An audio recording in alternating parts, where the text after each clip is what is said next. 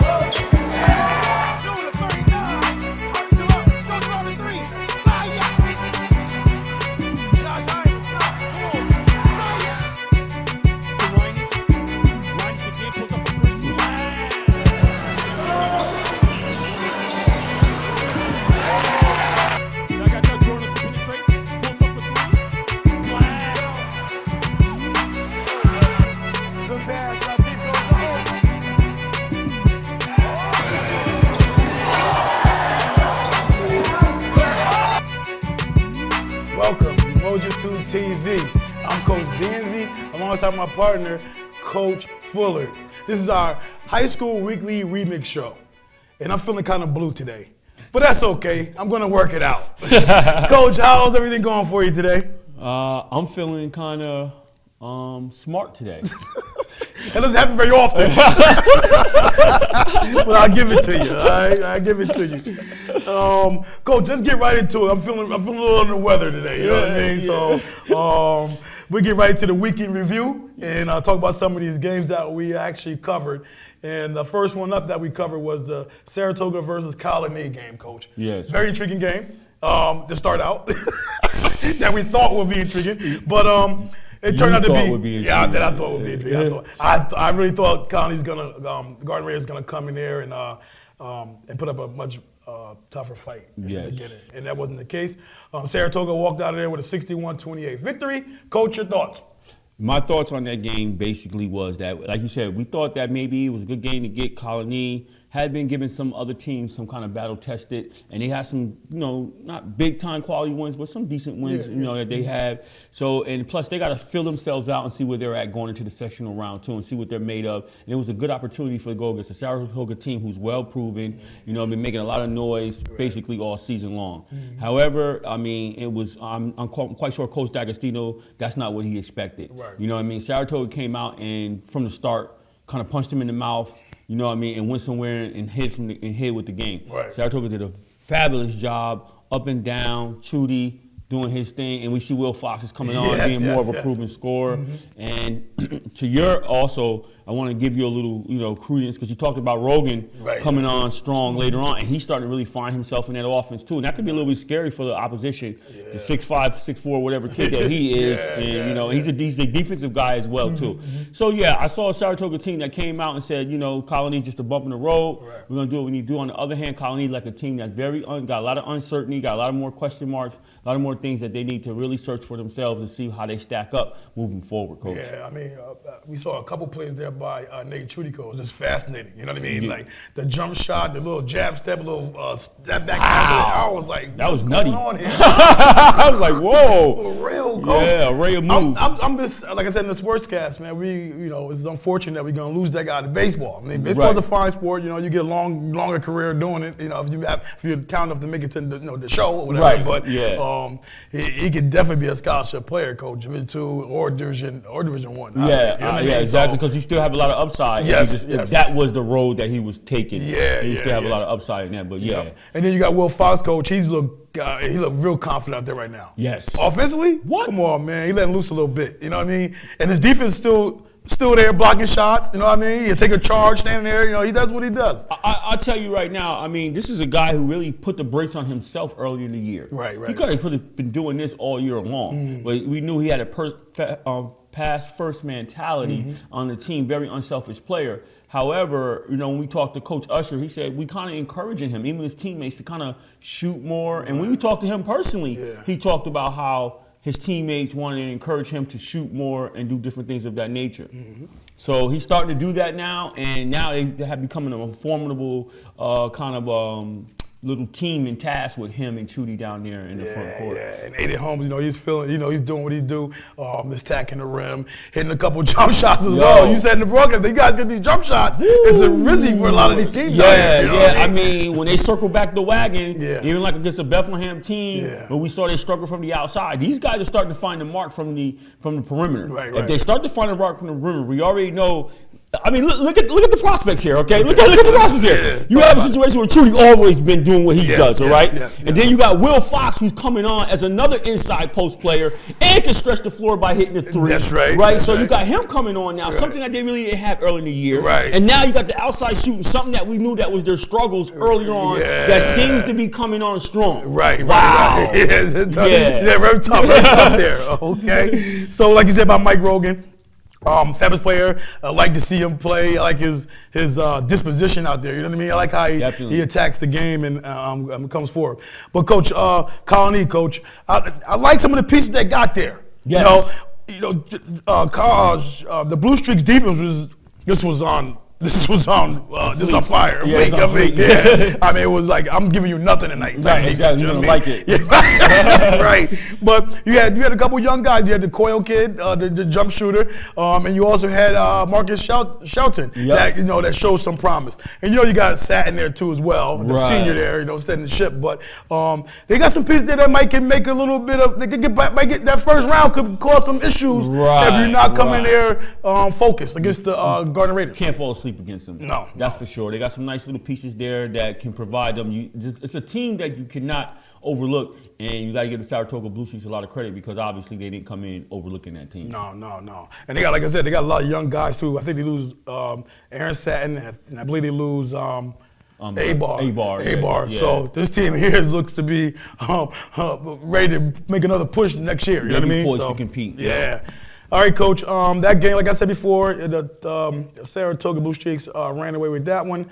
Not even close there. So we move right on to the next one that we oh no, we didn't check this one out, but we want to make sure we haven't mentioned this team in a long time. I know, right? And that was Shin, Coach. And Shin has been, been steady all season. They lost to all the big guys like the Troys, Bethlehams, and Toga. But they had one little hiccup with that Schenectady loss. You know what I mean? Yes. But other than that, Coach, they've been steady. They've been quietly under the radar, Coach. I think the Ziggers like it too. Yeah. Fall asleep on me. Yeah, go ahead. Don't talk about me at all. Leave me alone. Take a nap. Yeah, right. Take a nap because last year you took a nap and we won the section. That's right. So That's right. this year might be the expectation. They're not a team that's high on the radar to kind of repeat. Yeah. However, I mean, with a coach like Tony DeZiekis and what he's able to get out of his program and his guys, and with Ryan is leading the way over there with those guys, and those guys are going to be right there. And so there's a team that's poised again to make a run. That it ain't like you're falling asleep on them, so to speak, but it's a team that you're looking at and you're going, okay, this is not a team that we could definitely overlook as well. Right. It's not by any stretch of imagination that if they come down to it and they're in the finals or whatever, it wouldn't be like, wow. Right. You know what I mean? So please. And they beat Niskayuna, Coach, on Tuesday, 53-42. Niskayuna is one of them, like a Jekyll and Hyde team sometimes. You know what I mean? They play really well. They lost some close games to a lot of the big wigs, and then they'll lose another game by a big margin. Right. And then they'll win a game here. Right. Yeah. They'll lose another game. I mean, they're like, up and down. And the thing about it with Coach Ben Smith out there, I think is what in this community probably haven't had the season that they had last year. That was very, very tough to swallow. Right. I think this year it's like one of those things where we would like to have done better and been more consistent on the W side. Right. However, given the fact of last year, like I just previously stated, that this year is like, okay, we got some quality wins, something to feel good about, something, and they're relatively still a young team as well. They are. Colin Yes, Lee. they are. Yes, You know what I'm saying? yes, So yes. this kind of bodes well for them. I don't think anybody picked them on their radar to do anything crazy, miraculous. So for them, of course, as you're a coach, you want to bring a more consistency. However, if you can get those guys playing in the right direction come sectional time, at least they can make a kind of noise, and then moving forward, you know what I mean, next year bodes well for their confidence. Not that they're packing it in for this year, because I like the Lucia brothers over there. I like KJ Cox over there. You know what I mean? Right. So they have some pieces over there. Richie. Yeah, they got a lot of guys. Yeah, they yeah. got some pieces over there that you just can't overlook. And with an upset mind, well, first you have to take care of business. But if they take care of business and get to those kind of games with some of the upper echelon teams, an upset mind is not out of the realm for them. No, not at all, not at all. They they do play tough. They got a lot of heart. Just that sometimes the shots not falling for them, and that's where they have their woes at. Absolutely. They really don't have a low post presence that's demanding. That's You know what I a mean? good point. So, they really doesn't. They really don't. All right, Coach, let's move right along to Averill Park. They played Averill Park. They won that game versus Averill Park, Coach, 52-45. So that was a quality win for Niskayuna. Right. You know what I mean? Right. All right. So we'll move right along, Coach, to our future games this week. Friday, both of them on Friday, Coach. And, Bethlehem versus Troy. The Eagles versus the Flying Horses, Coach. Yeah. So I see what shirt I brought. I brought my knockout shirt. You know what I'm saying? I delivered a knockout punch to this dude. Wow. Look, what we're going to do next time is make sure that you get all your things off the table. When I bring my crystal ball out next time, I'll make sure stuff is out of the way. Scraped it. When I was getting my papers, I think I might have scraped it. I'm not sure. Yeah. You got to check back and review the tape. I might have scraped Put it it. in slow mo. Yeah. For real. All right, Coach. It was a great game for Bethlehem Eagles, Coach. They came out and did what they're supposed to do. They ended up winning that game 87-74. But I think the biggest issue in that game, and I made the mention of it in the sportscast, Coach, that it seemed like it'd be a lid in the hoop for the Flying Horses to start that first quarter. Yeah, I think that the maintenance man got the wrong memo about what basket screws he's supposed to tighten. I think I think the maintenance man from Troy, I think he tightened the wrong basket, Coach, to start the game. It was nutty. It was because everything was like point blank range, and it was just like boom, boom. And we was looking at Johnson one time, it was like, oh, that's gonna fall down, and it was like roll. Yes. You know what I mean? So it was a lot of opportunities that was right there, point blank, that it just couldn't get down for them. And when that happens against a good Bethlehem team, I mean, that's not what you need to have happen, especially to opening up the game and on the road, giving them. Bethlehem on the road, you're at home. You don't need that to happen because all a road team needs a little bit of confidence, and Bethlehem don't need a lot of help with the confidence department. And you get your home team out, you get your crowd out of it early. And we know, and that Troy crowd can be up on you in that pit. Yes, they can. And it was like silence. Yes, it was. You could hear a pin. I went by there and I dropped the pin, and I think I heard it. I think I heard the pin drop, Coach. Oh, wow. It was very quiet in that gym. It was. No question about it, Coach. Yeah, and initially I thought that Troy would be the team that got into the open floor and had the advantage. I thought they would be the ones, given the fact that they have some very, very good open court players, and Merritt, Faison, and even the guy that you like was the Moore kid. Yes, Jaquan Moore. The way he handles the rock and all of those type of things. So I thought that they would get out and open the floor and create, and it was kind of strange because you kind of seen that from the opposite perspective where Bethlehem was the one that was in transition a lot, getting out to the open floor, getting some easy transition with baskets and putting the pressure and keeping their foot on the pedal. It was more or less like Bethlehem was doing that instead of Troy. It was no question about it. I mean, you got a guy like Ortelli, Coach, who just competes on every facet of the game. He blocks shots. He helps his team out on defense. He brings the ball up the court as a point guard. Yeah, man. He assists a lot. Yeah. He scores the ball. He can shoot the jump shot. He attacks the basket. He plays big. I mean, the guy finished with 23 points, 8 assists, and 18 rebounds. 18 rebounds? 18 boards. Wow. You know what I mean? That's a dominating performance, Coach. That's 2 assists shy of a triple-double. Coach, I mean, and the thing about it is that we cannot say enough about this kid, and we pretty much can't say too much about him as well. Right, you know what I mean? right. What we're saying is not speaking in any kind of hyperbole No, or anything not at of all, such. not at all, not at all. I mean, when I look at that Eagle team and bringing up Ortelli, man, and we talked about that with A.G. Iron, and he said a lot about being that's the kind of guy he would love to coach. Michael is there's no one I'd rather have. You know, there's a lot of good players in this section that score a ton of points and that kind of a thing and are flashy and whatnot. But Michael can do it all. Rebounds, brings the ball up, shoots a three, gets to the basket, posts guys up, you know, plays pretty decent defense, blocks shots. So, you know, he's just an invaluable piece of what we do. But as you can see, he's not. It's not all about Michael. It's about like winning. So he understands that. You know, and he was part. Even though he had X number of points tonight, he was part of probably every play to an extent. And whether it was an assist, a good rebound, an outlet pass, whatever the case may be. But he just is an all-around great player. Yeah, Coach, you right. You know what I mean? So, I mean, with him, Coach, and what I saw with those guys and with that group with Ortelli, I mean, clearly to me, like hands down, I'm going to definitely term him as the best player in Suburban Council. Definitely for me. Because I'd agree with you. Yeah, I'm waiting to see. I know you are. You come to the party like that's what you do. That's what you do. I gotta call you. Yo, you dress. You ready? You're coming. We're here waiting. You know what I mean? But anyhow, because what I saw with that Bethlehem Eagle team, man, is like those guys are a bunch of group of guys that play well with each other, get along with one another, and it was like with Ortelli is like I don't care who gets it done. Yeah.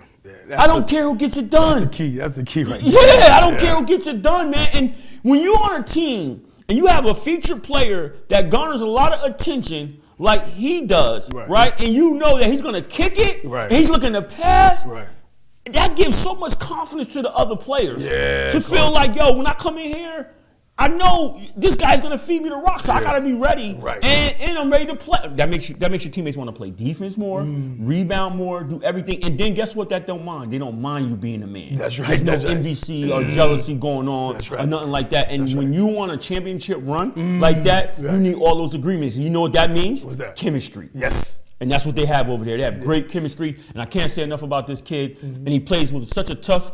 He plays with a tough humbleness. Yeah, he does, Coach. Yeah, he does. Tough humbleness. Yeah. I mean, this like other things you said, Coach. It's fascinating to watch him play out there, Coach. Like you said before, he would take it to the basket. He would have a layup, and he would still pass the ball out when he has the advantage with his size, Coach. Right. And I asked him because I said to him, you're a terrific passer. I said, but you always talk about drawing double teams, but at the same time, you're a willing passer without a double team. And this is what he had to say. I mean, yeah, coaches get on me about that sometimes. When I come off a screen or something, they say, you're always looking to pass first, but it's just the type of player I am. I mean, I'll mold into more of a scorer, but right now we're just trying to get each win, do it as a team. So you see there, even the coaches are saying to him, yo, man, when you come across that screen or come around the screen, you need to pull that shot as well. He's looking to pass every time, and we know he can stroke the shot, all the stuff we mentioned. And I mean, and then with the Bethlehem team, Coach, what can you say? You get these other components and other players. Oh yeah, Coach. You got Salo. Right. Salo came in. He got in foul trouble early. Coach took him out, and he brought in Signer. Right. Getting tough rebounder. That's all you really need. You guys get the control the boards. What about the guy who's knocking down the threes, Coach? Oh, we had Zonka. Zonka, Coach, knocking it down. You know what I mean? And then you had Wakefield come off the bench, Coach, and provide 10 points off the bench. Absolutely, Coach. I mean, come on. And this is the thing with them. It's like you see when we seen them against Saratoga when Kennedy was the guy. Patrick Bryant was the guy who knocked down 3 threes in the first, 3 threes in the second to start off. And then you come in this game, Zonka is coming and hit 3 threes in the first half. Yeah. You know what I mean? It's a beautiful thing. Yeah, Coach. And you got Barnes. He had 10 points as well. Yeah, you know what I mean? He attacks with a fierceness as well, Coach. You know what I mean? Oh, my God. I mean, Bethlehem Eagles was on display last night. And, Coach, I find it hard, and we'll get into that a little later, but I find it hard for teams to really compete against that. But we'll get into that later. But on the other side of Troy, Coach, I mean, the Flying Horses, I mean, I think that what happened to them is that, like, the lid situation, that was definitely part of it. And then when you get down there's a tendency to start to go one-on-one because, you know, and it was not like a selfish one-on-one. Right, you know, right, I want to right, be right. clear about that. Right. It wasn't. It's just like I gotta get my team back into this game. Right, you know what I mean? right. And the team's accustomed to me being the guy. Yes, You know what I mean? yes, so sometimes yes, you can yes. lose sight of the process of what you, or the game plan or strategy that you're trying to stick to, and then you go away from it a little bit, just trying to get it back. Right, and you right. saw Merritt came on a little bit. Yeah. However, it was kind of too little, too late. Yeah, yeah, and yeah. they kind of got out of the flow of their offense, trying to get back into that game with too much one-on-one play. Right. So- right. So I mean, you know, Faison is still a fascinating player, coach, in open floor. We saw some glimpses of that in that game That's a last fact. night. You know what I mean? Merritt couldn't find it early, but he started hitting the shots late. Like you said, it was pretty much academic at the time. I think the closest they ever got it. After, it was pretty much a 15-point game all game. All game you know long, what I mean? yeah. They got it down to maybe 13, maybe at a point 11, maybe. Yeah, you know what I maybe, mean? something like that, I agree, But it was really just all Eagles that game, coach. you know All what I mean? Eagles, and they controlled everything. They had second and third opportunities, Yes. and they limited Troy to not too many opportunities, one shot, one and done type of thing. Yeah, and so they just took control. Only I would maybe Coach Davis wasn't as comfortable because Bethlehem is a solid team nonetheless, and they handle. But I thought that it was times in the game where when you saw that the pace of the game was in Bethlehem's favor and they was controlling the pace of the game, I think you got to go all out. You got to do some pressure situations, go full court zone press. I know I saw some little bit one-on-one, pressuring the ball, but you may want to go full court zone press and just let the chips fall where they may because anything else that wasn't working for you anyhow. Right. You know, and A.J. said he was looking for them to pressure up, and he said too that they couldn't score the ball, so they couldn't set up their press. Right. And we knew they would probably try to press us initially, but they had to score it in order to press. So they were having trouble with that. So that played into our hand. And then our main goal was just to make sure that we were running our stuff, and we were setting good screens, and we were rebounding the basketball. And the other thing we also were focusing on is we knew when we got defensive rebounds, they're going to be right up on you. So we worked on dribble clears, and I thought we did a good job getting the ball out and not turning it over.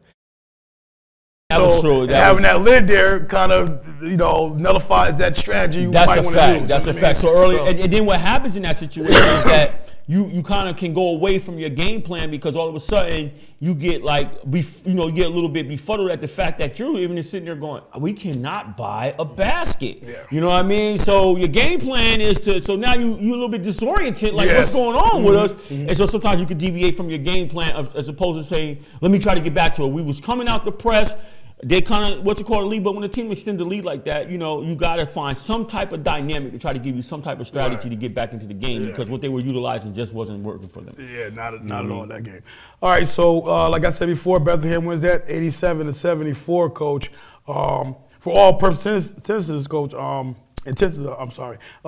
It was still a good game to watch, even though there was a disparity in the advantage going toward the Eagles. I mean, I felt during that span of that game that the Flying Horses could make a run at any moment. No, you're right, Coach. You're right. So I stayed on my toes, still actively watching the game and still intensely trying to stay into the game. I mean, I felt a run may come on, but the Eagles said it didn't no. happen, right? But you're right, though. It was a time where it was even got down, like you said, to 13-11, and we was like, Coach, this is still within striking because we know with guys like Faison, Merritt, and Johnson, we know with guys like that, they can fill it up real quick, but they couldn't get stops and we have to rewind it back to Ortelli. Yeah. When you have a guy like that on your court who can get you a bucket when you need it to stop a run or stem a tide or something like that, or make the pass, make the rebound.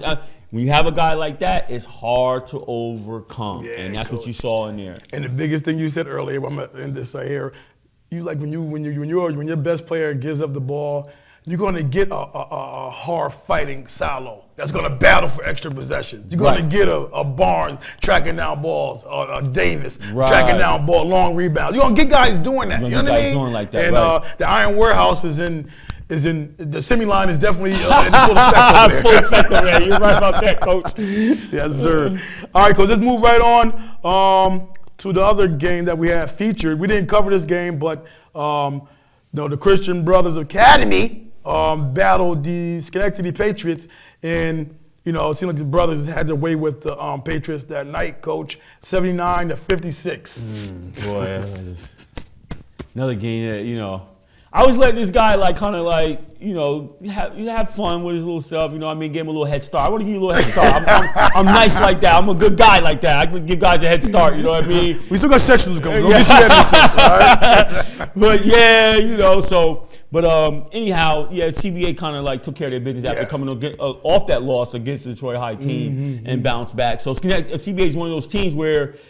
Another one of those teams that were the upper echelon teams like the Troys and the Saratogas, the Bethlehams, of the world is been coming out with victories against them, but they've been taking care of business against those other teams. Right. So they're kind of keep manufacturing there. I would like to have seen that game or know that was it anybody else that stepped up and provided some offensive power for them. It was. Andrew Signer had 20. Okay. Peter O'Toole had 13. Okay. So what I said prior, I said if you get Drew Signer and Peter O'Toole playing big, they have the size advantage. That's a fact. That's gonna be a fact. And you see the large margin there. They definitely went that. And Jordan King had 24 that game. Yeah. Or 23. I mean, he was definitely doing that. Man, and I'm telling you right now, if CBA can get one thing CBA has in Jordan King is similar to what Bethlehem has in Ortelli and Troy, Merritt, Fagion, whatever. They have a guy who can create his own shot. And can get it whenever he wants. Yes. And as far as the bright side for the Schenectady Patriots was Jaquan Johnson, who had 25 points. Okay. So I mean, it's tough to play against a CBA team. They really, they're one of the best teams in the area. Coach. Right. Well coached with Domel. They stay with their pace. They stay with their script for most of the time. Within themselves, Within themselves, and they just break you down possession by possession. Methodically. Yes. Then once they get that lead, we know anything about CBA teams, once they mount a lead, it's just so hard to come back from. Yes. You know what I mean? Yes. All right, so we talk about a few more games, Coach, that was happening. We're not going to spend a lot of time on this, but Saratoga also on Friday played Averill Park, Coach, and Saratoga walked out with a 10-point victory, 64-54. Nate Chudy, 23. Will Fox, 17. Aiden Holmes, 14. On the Averill Park side, Zach Price, 24. Ben Romer, 11. Okay. All right. And Columbia beat Niskayuna by 4, Coach, 66-62. Alex Adams, 26 points. Richie Quinn, 22. And Colony, they bounced back really well. They beat Boston Spa, 63-53. The sophomore, we like their coach, Marcus Sheldon, had 21 points. Aaron Satin had 20 points for the Gardner Raiders, and Boston Spa was led by Luke Arteri, who had 23 points.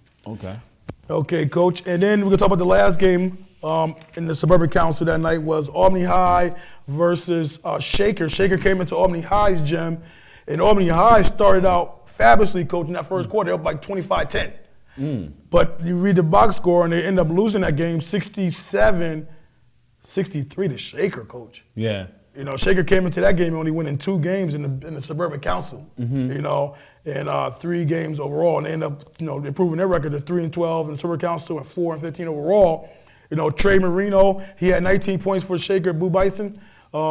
And Michael Benitez, Coach, our man over there for the Falcons, 29 points. You got what I mean? I don't know. I'm just curious. Did Albany High come in with a higher record or something? Because you said that Shaker come in with a record of just 2-11. Yeah, Albany High record is something like 5 and. Oh, okay. So all right. I'm definitely upset. I mean, and they were at Albany High's gym. You expected Albany High to definitely come away with that victory, and given the fact, like I said, going into the sectional play. With a team that has some components and some pieces, that's not the kind of loss you want to suffer. Right. Disappointing, to say the least. All right, the last one I want to talk about, Coach, is Chalmont. They played against Ichabod Crane. Chalmont bounces back after a loss, overtime loss to LaSalle. Yes. You know what I mean? So they win that one 54-34. Shane Odell, I don't think he played that much that game, Coach, with the blowout. Yes. 17 points, and L.J. Randall finished with 10 to round it out for the double figures for those guys. All right, so that's the weekend review there, Coach.